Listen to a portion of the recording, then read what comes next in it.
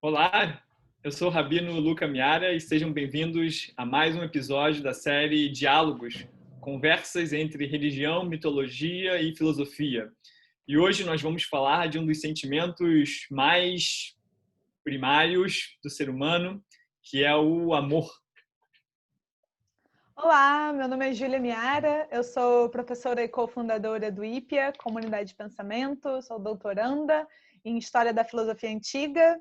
E nessa conversa sobre o amor, é interessante pensar que a nossa ideia de amor, ela é uma ideia muito formatada, de certa forma, né? A gente pensa num amor romântico, um amor que se dá entre casais, etc. Mas a história do conceito amor é uma história muito antiga e é uma história que agloba, embarca, né? Incorpora diversos sentidos diferentes, engloba, desculpa, diversos sentidos diferentes, e o amor ele pode ser entendido de maneiras subversivas, de maneiras diretas, de maneiras relacionais, de maneiras institucionais, enfim, existem muitas formas de amor. E para começar, eu queria perguntar para o Rabino Luca um pouquinho sobre a história desse conceito, a história desse sentimento na tradição judaica.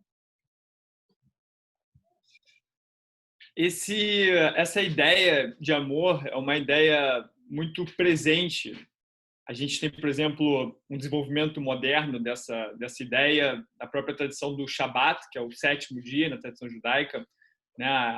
Os cabalistas viam uma certa dimensão do Shabat, a Shekhinah, que é uma parte feminina de Deus, e eles recebiam essa parte, esse aspecto feminino da divindade na sexta-feira, ao final da tarde. Eles saíam aos campos da cidade de Sfat, e ali eles simbolicamente recebiam a Shekhinah, a presença divina, o aspecto mais imanente de Deus, né? É essa ideia de um amor matrimonial, né? E simbolicamente ali no Shabat está havendo um casamento entre o povo de Israel e Deus. Então a ideia de Deus como sendo uma noiva, ou esse aspecto feminino de Deus sendo recebido. Mas na tradição bíblica, muito mais antiga, existem diversas palavras para designar o amor, né? E elas não significam exatamente o amor romântico ou um sentimento subjetivo é, direcionado a um outro ser humano como nós o entendemos, né, hoje em dia. E eu acho que o livro mais erótico da Bíblia hebraica é o Cântico dos Cânticos, né, o Shir HaShirim. E esse livro ele foi interpretado, na verdade, pelos comentaristas medievais como sendo um livro que descreve a relação de amor, uma relação de proximidade, né, afetiva extrema entre Deus e Israel. Né? É assim que os grandes comentaristas medievais entendiam esse texto. Mas o texto, esse entendimento já evidencia um desconforto, na verdade, com o texto mais do que o que o propriamente o que propriamente o texto está dizendo no seu sentido contextual. Né? E a gente tem nesse texto, nesse livro da Bíblia hebraica, duas palavras aparecendo intensamente para designar essa relação, que é Dod, quando se refere ao homem, e Iraiá, quando se refere à mulher. E ali a gente tem claramente uma celebração de um casal jovem, celebração da juventude, da beleza jovial e da atração física que é descrita. Existe um jogo de procura e de sedução entre um e outro, né? E um desencontro e a aflição pelo desencontro. E isso a estrutura, digamos assim, desse texto. E ali a gente tem justamente um amor, digamos assim, erótico, uma atração pela beleza, né, do outro, e a dor, ou angústia, não dor, mas a angústia de não encontrar o outro, o amado e a amada, e essa constante procura de um pelo outro. E esse é um uso muito particular. Essas duas palavras, elas só acontecem nesse livro da Bíblia hebraica. Em outros lugares, a gente tem outras palavras, né? Por exemplo, Hesha, que é um desejo, né? Um desejo físico, uma atração física é dada por essa palavra. Tem outra chamada Yadid, né? Que também vai que é usado muito na parte poética, né? Nos salmos da Bíblia hebraica, que descrevem o afeto de Israel pelo povo, de Israel por Deus, Yadid.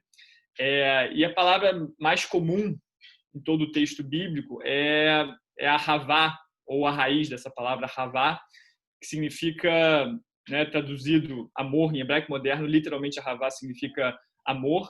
E na Bíblia hebraica a gente tem muito mais nuances do que essa palavra exatamente significa nos seus contextos, né? Então a gente tem, por exemplo, de fato, um amor, digamos, ou que mais se aproxima do amor, de como nós entendemos amor, né? De fato, essa palavra expressa isso, né? Esse sentimento de afeição subjetivo por uma pessoa do sexo oposto. Geralmente na Bíblia é pelo sexo oposto. E a gente tem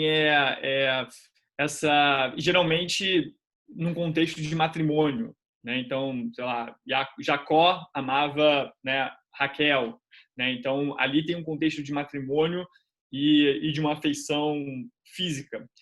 Mas talvez o uso menos comum dessa palavra quando existe uma conotação teológica também para ela, né, de amar a Deus, né? É um dos comandos de Deuteronômio, Ve'afta et Hashem Elohecha, você deverá amar o seu Deus.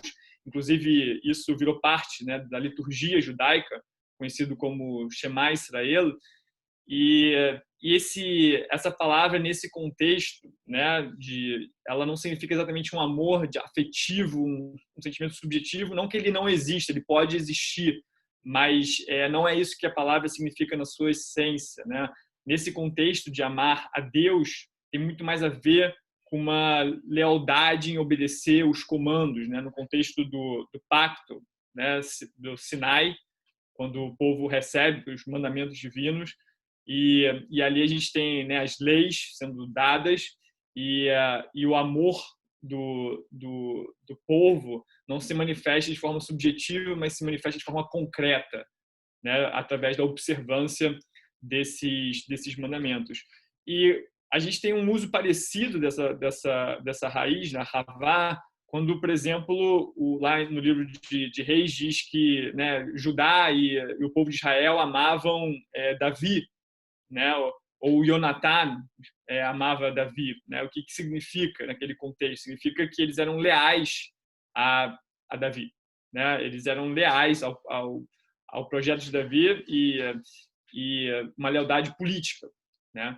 E um uso similar é feito quando a gente transporta isso para a dimensão teológica, né? Do compromisso, né? E eu acho que talvez isso, a tradição bíblica, os comandos, os afetos, eles se manifestam de forma concreta. De alguma forma, ele provoca, o afeto provoca uma resposta do ser humano, e essa resposta é concreta na realidade através de um ato, né? Então, você amar significa você fazer algo na realidade que demonstre aquele amor, né? Isso é uma característica que em vários momentos está presente. E talvez uma última palavra que aparece muito nesse contexto e tem um sentido similar ao que a gente entende por amor é a palavra chesed, que mais tarde, no desenvolvimento do hebraico, significa bondade, né, ou compaixão. Né? Na tradição bíblica, ela é usada exclusivamente para uma relação entre duas pessoas, né? E para duas pessoas que já se conhecem. Geralmente você não demonstra chesed a uma pessoa que você não conhece. Então significa um aprofundamento, né? Um sentimento ainda mais profundo de afeição. E de novo, tem um aspecto de responsabilidade. Quando alguém está em perigo ou numa situação de necessidade profunda, ela precisa de chesed, ela precisa de que uma outra pessoa que a conheça, demonstra essa empatia profunda e essa pessoa tem a capacidade de ajudar essa outra demonstrando chesed, ou demonstrando, entre aspas, esse amor. Mas, de novo, é um sentimento subjetivo, sim, claro, mas a palavra ela requer uma ação, né? Não é somente um sentimento que se esgota na subjetividade humana. Ele se manifesta na realidade e a palavra expressa isso, o texto expressa isso na prática. A pessoa, geralmente, no texto bíblico, tem uma ação correspondente ao uso dessa palavra que expressa, de fato, uma empatia profunda, uma afeição profunda. Nossa, tem muitos elementos na sua fala que eu consigo pensar e fazer esse trançado, né? Essa teia com os antigos gregos também, porque você fala de amor erótico, né? No começo você iniciou a fala através desse amor que é uma atração que vai levar uma pessoa em direção à outra, e esse jogo dos enamorados, o jogo dos apaixonados também, se seduzindo e buscando um ao outro, e essa agonia do desencontro, do amor. E é difícil não pensar imediatamente no deus Eros, né? O deus Eros, que na tradição grega hesiódica, ele é um dos primeiros deuses, ele é um dos grandes deuses, ele vai ser aquela figura que não está só associada ao amor humano, mas ele está associado à própria coesão cósmica. Ele é o deus responsável pela atração dos corpos, mas essa atração não é só a atração dos corpos humanos, é a união dos elementos do universo que vão proporcionar a vida, né? Que vão organizar o universo para que o universo vire algo dotado de sentido. Então o Eros, ele vai aparecer como esse deus da atração nesse lugar muito fundamental, um lugar da própria fisicalidade do cosmos, mas ele também vai ter, obviamente, a sua ação no reino humano, né? Só que o Eros, como divindade, ele vai se transformando para os gregos, né? Em Hesíodo ele tem um sentido, mas depois ele vai ganhando outros sentidos. No Platão ele vai ter um sentido completamente diferente. Por exemplo, se a gente for no Banquete de Platão, que é um diálogo sobre o amor, né? O tema é o amor.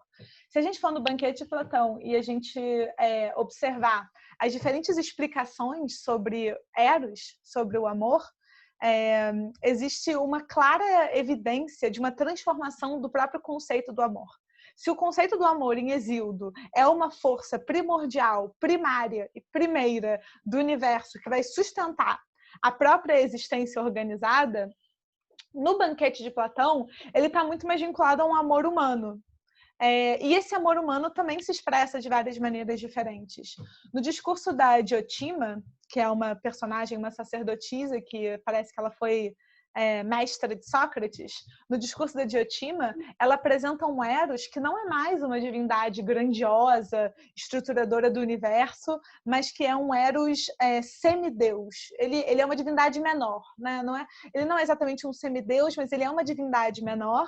Ele é um daimon, na verdade, né? A gente traduz de maneira equivocada, porque traz muitas complicações essa tradução, mas ele é um demônio, no sentido de que ele é uma divindade pequena, ele é um intermediário entre deuses e seres humanos. E Eros, nessa visão, ele é um daimon, ele é uma pequena deidade que tem uma genealogia muito curiosa. Por um lado, ele tem um pai que representa a riqueza, a abundância, a fortuna, e ele tem uma mãe que representa a pobreza, a penúria, a miséria. Então, ele tem em si mesmo essas duas naturezas. Por um lado, ele deseja o que é lindo, o que é abundante, o que é rico, mas, por outro lado, ele não é nada disso. Ele é miserável, ele é um Deus pedinte, ele é um Deus que está sempre buscando o belo porque ele mesmo não é belo. Sempre quer o abundante porque ele mesmo é miserável, né? Então essa é uma visão curiosa desse amor que é um amor humano, que é um amor que em muitas formas vai buscar no outro aquilo que falta, né? Em si. né? Essa é um pouco a mensagem, ir buscar aquilo que falta, e por isso é uma imagem de não completude, é uma imagem de separação. Tem um dos discursos, que é o discurso do Aristófanes, que ele vai pensar a condição do amor vinculada necessariamente à própria criação da humanidade, né? Ele vai falar que no começo dos tempos, nós seres humanos não éramos tal como somos fisicamente, né?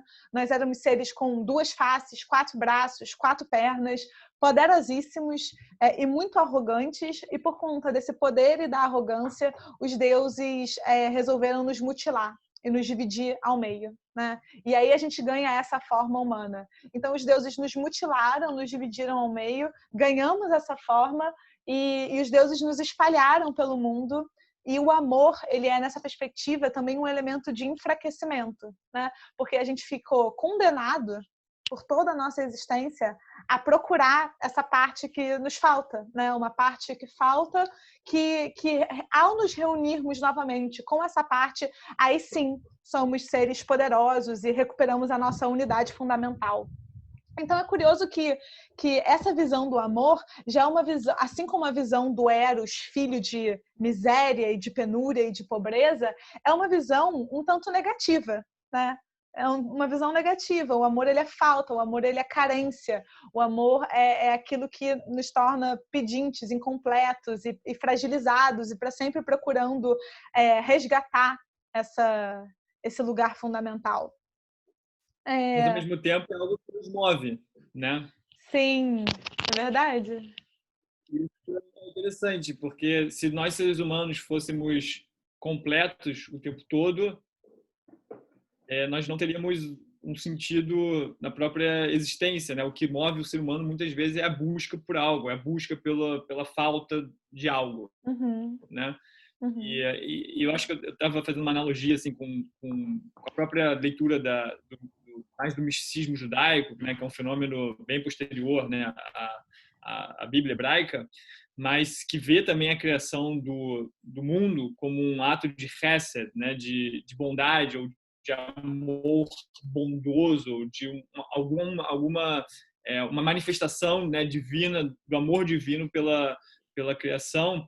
E talvez a criação seja de alguma forma complementar, né, a divindade, principalmente no mundo da Kabbalah, que você tem um outro sistema, né, de teológico de entender, né, a realidade. Talvez isso seja um vídeo por si mesmo, ou vários vídeos para a gente conversar sobre esse sistema, mas tem algo de complementar entre a divindade e o ser humano. O que o ser humano faz no mundo influencia a divindade, né? Tem um aspecto teúrgico que eles chamam, que a linguagem mais técnica, né? Teúrgico. Os rituais têm um aspecto teúrgico. Tudo que a gente faz aqui, de alguma forma, mexe no cosmos, mexe na estrutura, assim, das emanações divinas.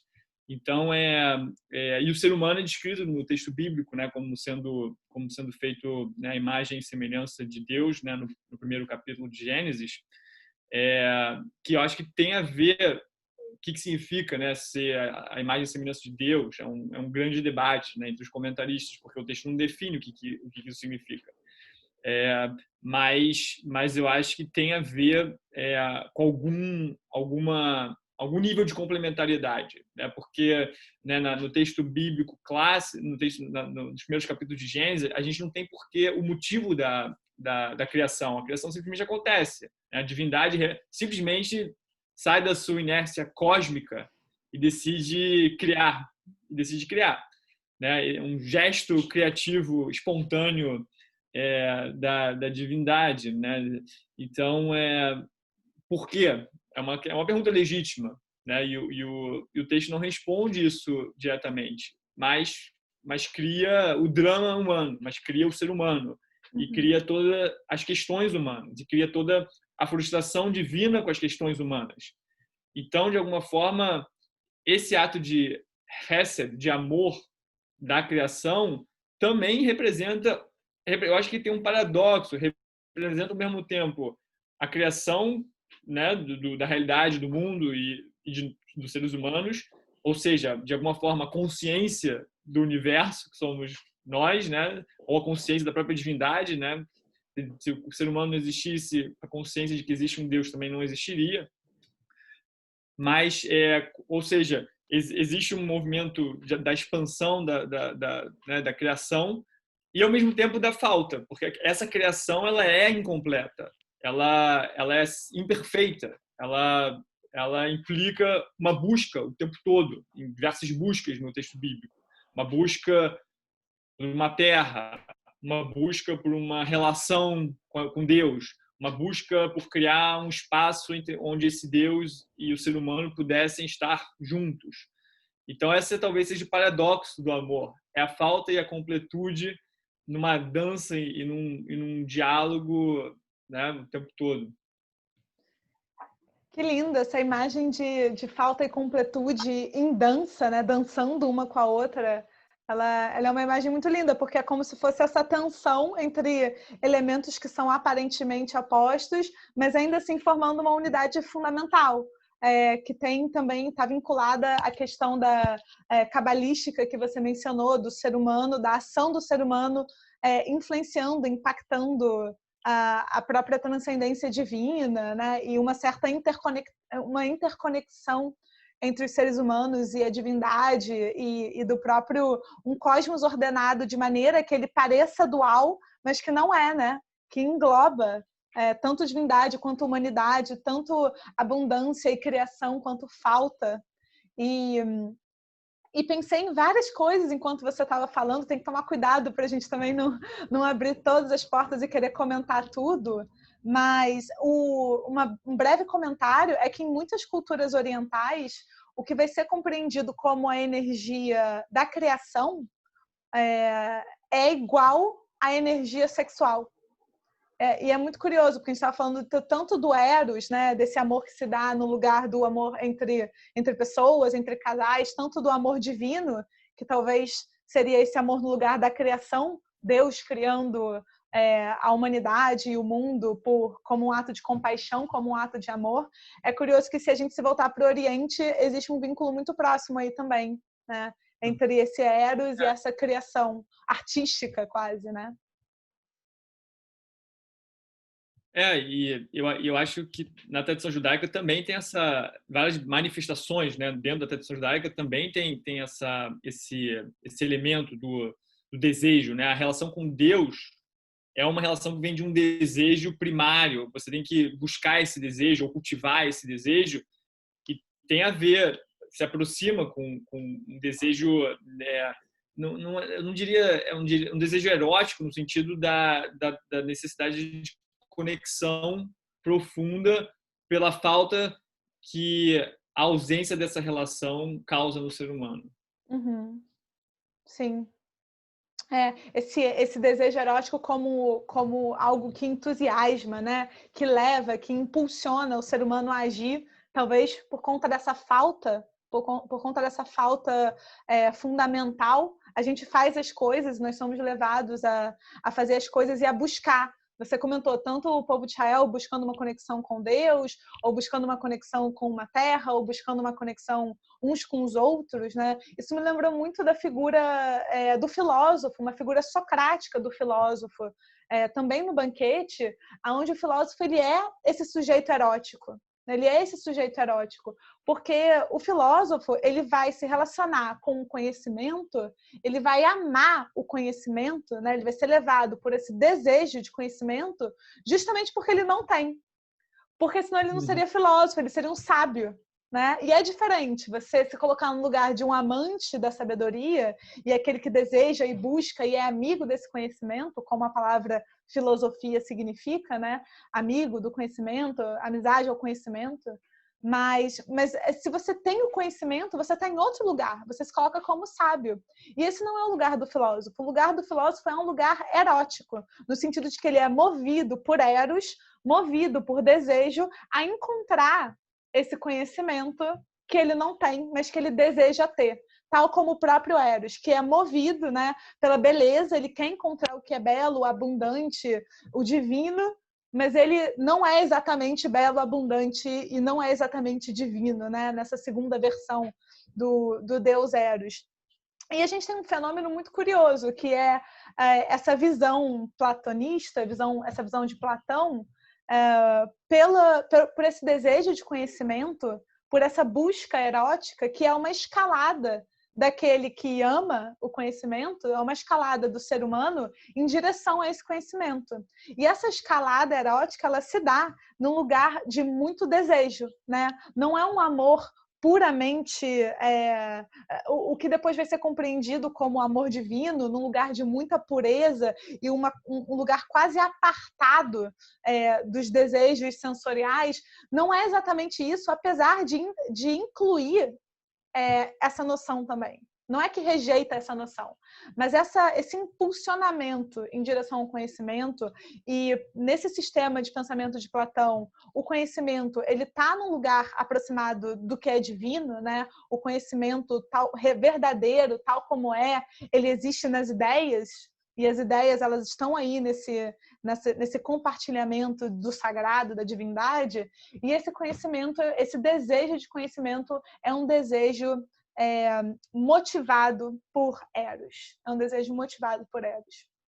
Então, a relação tanto do ser humano, mas não só de qualquer ser humano, o ser humano que deseja, e não qualquer desejo, é o desejo por conhecer a verdade, por conhecer a divindade, enfim, esse desejo por conhecer é um desejo mobilizado por essa potência erótica que é esse jogo entre falta e abundância.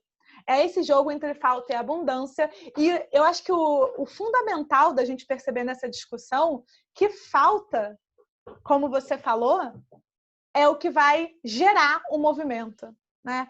Sem a falta, sem esse lugar de escassez, sem esse lugar de se reconhecer ignorante, de reconhecer que a gente quer conhecer, mas não conhece, sem esse lugar da falta, nós ficamos ou acomodados numa pretensa sabedoria, numa arrogância, numa desmedida, numa ideia egóica de que, né, somos os senhores da verdade, ou conquistamos uma condição que não é a condição humana, que é uma condição divina, de sabedoria absoluta, iluminação, e, enfim, algo que superasse a própria humanidade, né? Porque a condição humana é a condição da falta, é a condição de buscar o que não se tem, é a condição limitada.